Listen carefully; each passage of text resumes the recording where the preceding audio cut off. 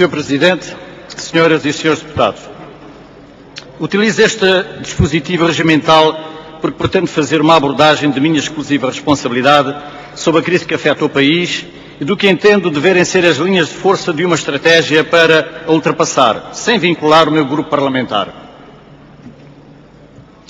Como sabemos, ainda ontem o Banco de Portugal veio confirmar, a economia portuguesa sente hoje duramente os efeitos de uma devastadora recessão económica mundial, agravada por uma crise financeira global sem precedentes. Todavia, não é particularmente da crise internacional que decidi falar-vos. Normalmente, quando alguém critica as nossas insuficiências ou dificuldades, há sempre um político a lembrar-nos que isso é pessimismo, porque, na realidade, o país tem registrado um progresso notável ao longo das últimas 3 décadas. Na verdade, há verdade nisso, mas vejamos também o nosso progresso em comparação com outros países. Peço-vos por isso a vossa atenção ao quadro seguinte. A linha superior deste quadro mostra a evolução do PIB per capita em paridade de poder de compra nos 30 países da OCDE. A linha inferior, a azul, mostra a evolução registrada pelo nosso país. E o que vemos é que, apesar da nossa evolução positiva, na realidade, temos visto os nossos parceiros afastarem-se de nós de forma contínua ao longo de quase 3 décadas, independente de governos ou até da entrada de Portugal na CE. Mas isto não é tudo. Vejam, por favor, o quadro seguinte.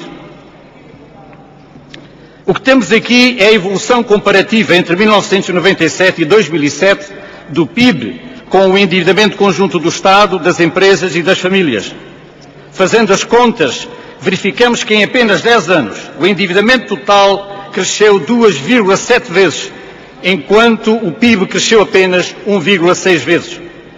Isto é, os recursos à disposição do país não se traduziram em aumento proporcional da capacidade produtiva e da competitividade da economia nacional. Se o PIB tivesse evoluído proporcionalmente ao endividamento, hoje teríamos um PIB per capita, imaginem, superior ao da Alemanha ou do Japão.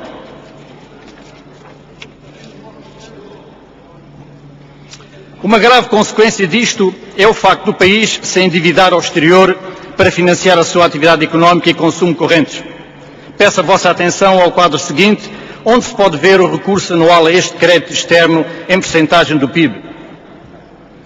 Depois da entrada na CE e, sobretudo, depois da adesão ao euro, o país viu crescer um setor de produção de bens não transacionáveis, que evoluiu sem qualquer controlo, distorcendo e agravando preços e custos de produção, afetando negativamente todo o conjunto da economia e a competitividade do setor de produção de bens transacionáveis.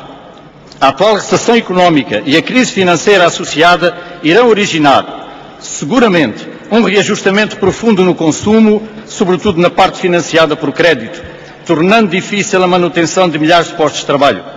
Por isso, é urgente perceber que o país está num rumo que, não sendo corrigido, irá conduzir ao desastre, ou pelo menos ao descrédito do país no plano internacional. No caso nacional, esperar que a crise passe, na expectativa de que tudo volte a ser como de antes, não é uma atitude responsável. Tampouco haverá condições financeiras internacionais para retomar as coisas onde estavam antes da crise. Senhor Presidente, Senhoras e Senhores Deputados, mas isto não tem que ser necessariamente uma tragédia para a nossa economia. Porquê? Porque o país desperdiça recursos económicos que, bem aplicados, são suficientes para suportar um processo de desenvolvimento mais equilibrado e sustentável.